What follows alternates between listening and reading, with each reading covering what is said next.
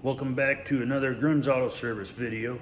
Today I've got a 98 GMC K1500. It's actually my plow truck. I crawled underneath it the other day, or a little cat ran underneath there, so I went to look for it, and I seen there was a puddle underneath the rear diff of my truck, and the rear diff cover is all rusted away and leaking.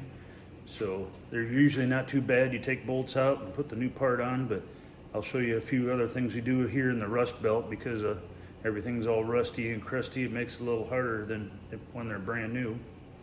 We'll go take a look at the truck. There's the poor old girl in all her glory. She's getting pretty rough. Last winter, the step tube I had on the side rusted and fell off. But you can see the wet spot on the gravel and how it's all rusted and letting the fluid leak out of there. So we'll get it in the shop and get it replaced. First I gotta move somebody else's vehicle I got blocked in.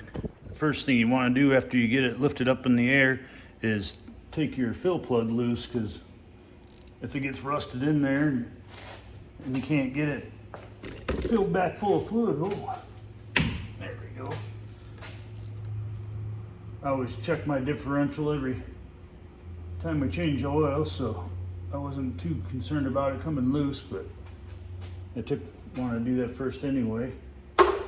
They do make a replacement cover that's got a fill plug on the back of the differential, so that way if this one's stuck you can fill it up in the back, which is the one I actually got because I'm up here on a Sunday afternoon and I didn't want to be stuck with the wrong one or something. So we'll have a look at that in just a second. Here's the new cover I got for it. This one's from the Napa. It's kind of hard to read. They didn't get the numbers on there right. But Napa Solutions, I think most of that stuff's all made by Dorman. They just put different stickers on it. This one's the 8.5 inch differential on it. You can see it matches up. Some of them come pre-painted, but this one is pretty thick. I think it's probably twice as thick as the original one. But you can see how crusty this thing is. It's starting to leak out of there, so I don't want to have it all run out on the ground, run it dry and ruin the rear diff. So this is what the next step we're going to do. I got a needle scaler, and we're going to needle scale the ones that are so crusty that you can't get a socket on it. Sometimes you can just take a hammer and tap your socket on there, and then you got to try to get the bolt back out of the socket after you get it out and stuff. So I found it easy to just take the needle scaler and rattle all the rust off, so it makes the job a little easier. If you've ever seen a needle scaler, this is what they look like. It's just a whole bunch of little pins, kind of like an air hammer deal. It does that. You want to use hearing protection, it gets pretty loud.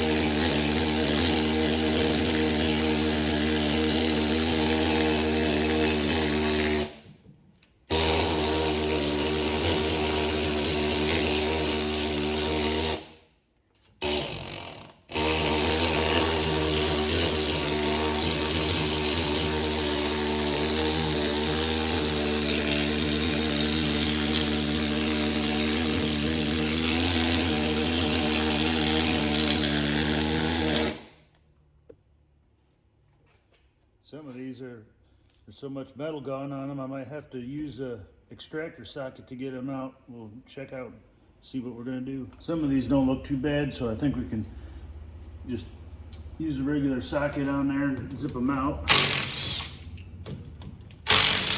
Oh, maybe not.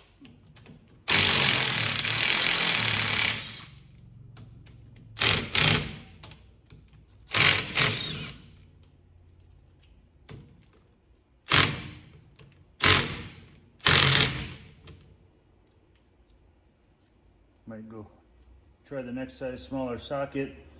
Otherwise we're going to get the extractor. These are what I have for extractor sockets. They're the People call them turbo sockets, or they just have like a twist on them, so when you turn them counterclockwise it gets tighter onto the bolt. It kind of screws up the head of the bolt, but at least you can get the thing out.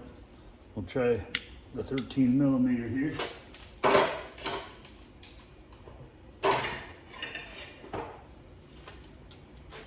think I'm gonna just try cracking them all loose by hand first. We don't. Yeah, that one's not gonna.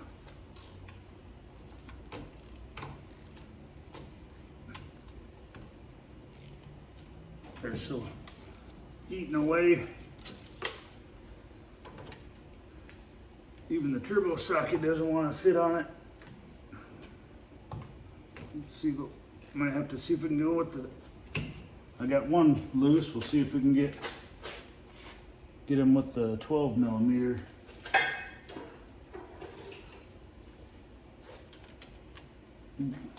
Probably gonna have to tap them on there. You know, I was trying to avoid this.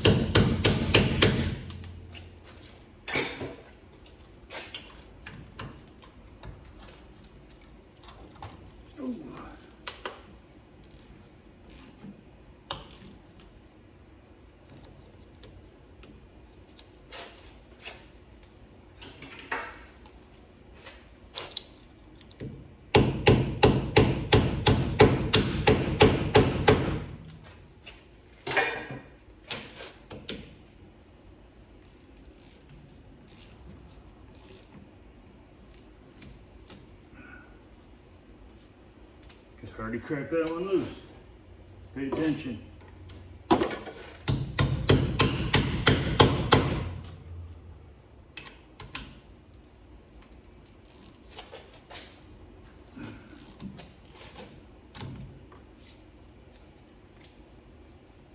I'll get these cracked loose and then we'll turn you back on so we can take the cover off. There, I got them all cracked loose. If you look, you can even kind of see where some of that's leaking around the bolts, but if you look right there, how it's starting to, after using the needle scaler, like weakened the metal and made the hole bigger, and it's really starting to leak now. So we'll zip the rest of these out with the impact, hopefully.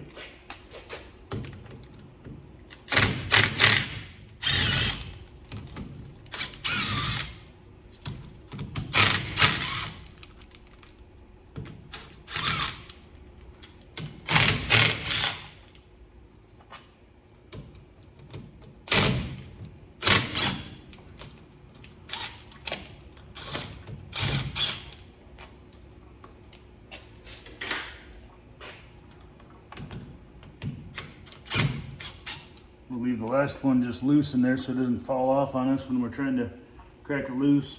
You might have to tweak your lines out of the way a little bit to get access to that last bolt.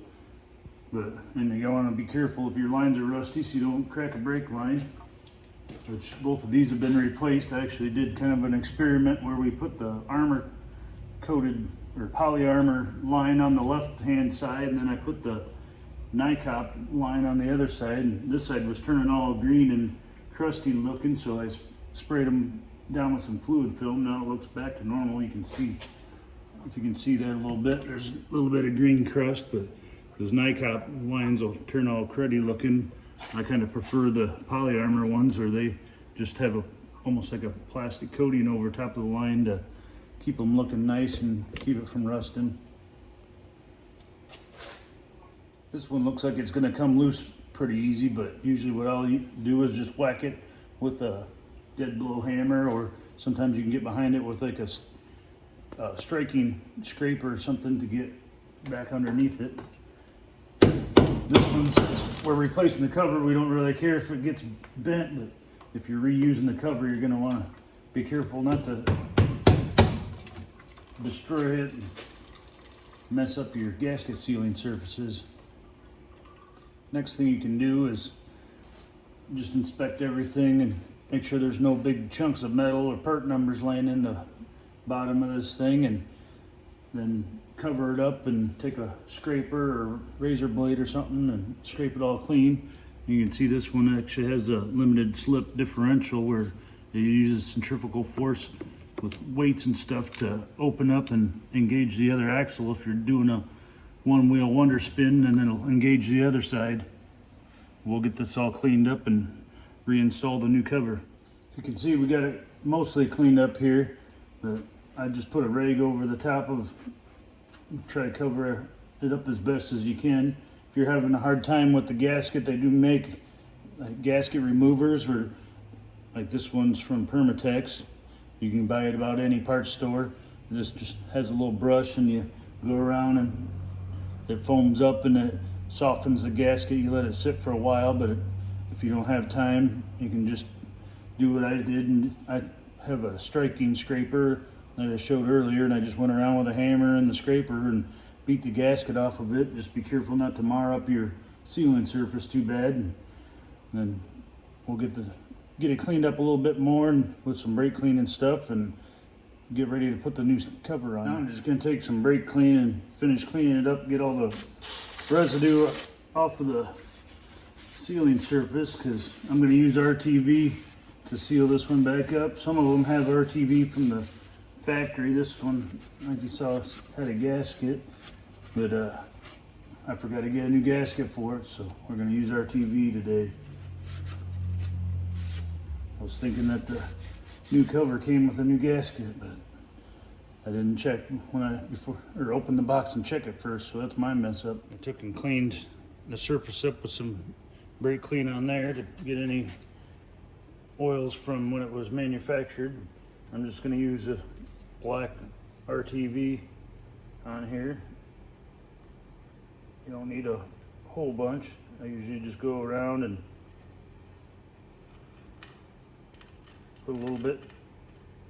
put a small bead down, and then I smeared it around with my finger.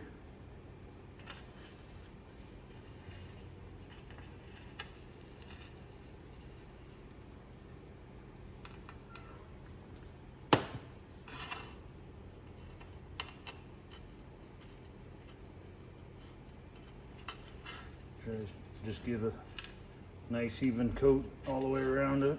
You know, if you got big old gobs of it and it's going to squirt out, if you see it squirting out, it's also squirting in, and you can get a whole bunch of RTV inside your rear end and mess things up.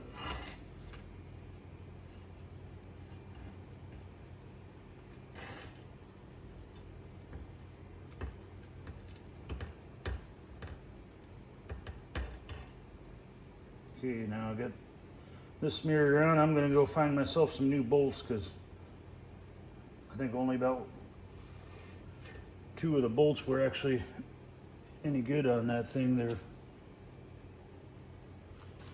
So we'll be right back. I got some standard 5/16 bolts, seem to be the correct ones. These ones, most of them I got about, they're 3/4 inch long. There's one that goes through the thicker bracket up there that I got a 1-incher. And you make sure everything's nice and dry, and carefully set her up there.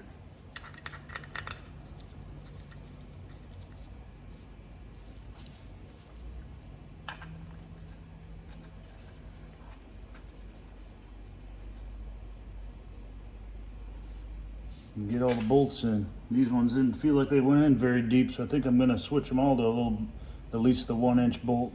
What I did is I got all the bolts all the way around started.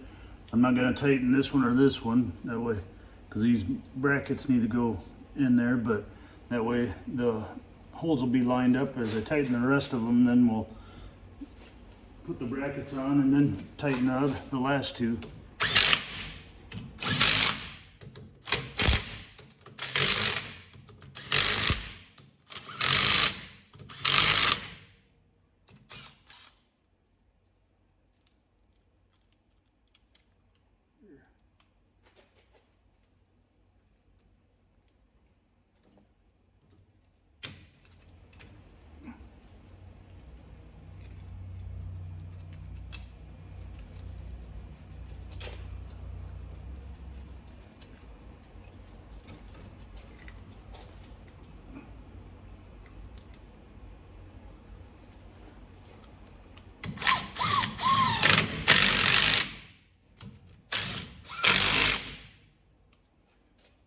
let the RTV set up for a little bit and fill it full of fluid.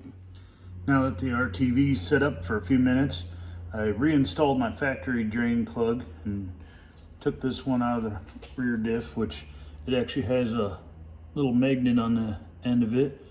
The original cover has a magnet on the bottom of it right about here. You could probably move it from the old one to the new one, clean it off good and stuff. The only difference is this pan doesn't have a little metal tab to hold it in place. The factory one has a little tab to hold the magnet in place, but I'm sure it'd be fine sticking in there without the tab, but we'll just be fine with the magnet on the plug here.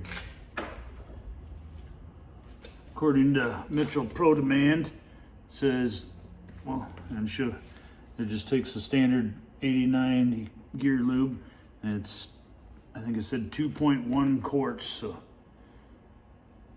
we'll see how close it.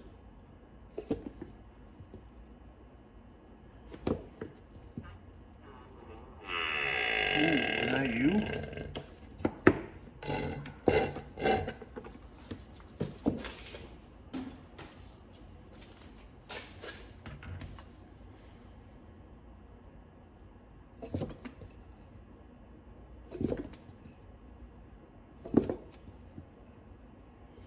Also, when I put the factory one back in, I put some anti-seize on it, so if we do need to pull it out, it won't be stuck in there.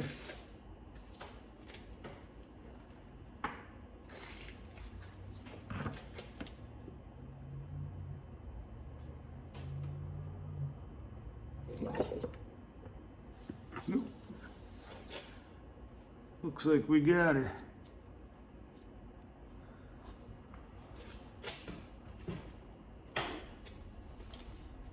This aftermarket one, instead of being a 3/8 hex, it's a 8mm. And probably a 3/16 would probably work in it too.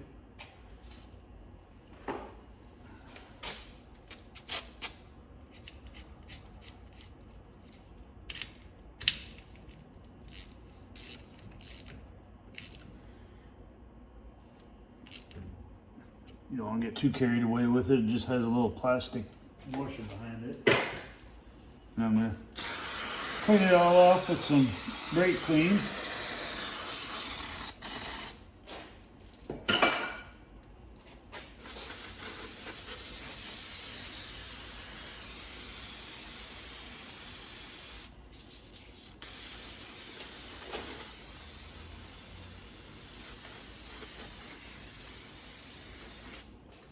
I'll let that dry off for a minute and we'll put something on to protect. I'm going to spray something on it just to keep it from rusting and getting another hole in it like it did last time. I'm just going to put some fluid film on her.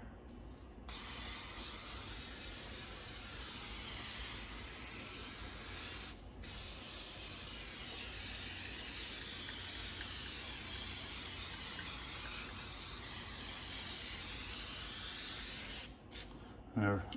Recoat my brake lines too while I'm under here.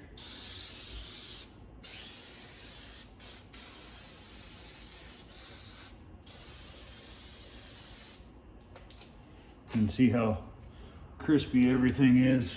I have to probably put some new U-bolts in her one of these days.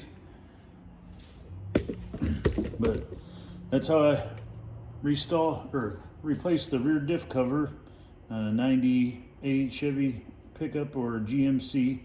I know it's not just a couple 10 bolts and clean her up and throw her back on, but a lot of people don't know any tricks about getting rounded off ones or to double check your fill plug before you do anything, because if you can't put fluid back in it when you're done, you might make things a little difficult. So hope everybody likes and hit like and subscribe.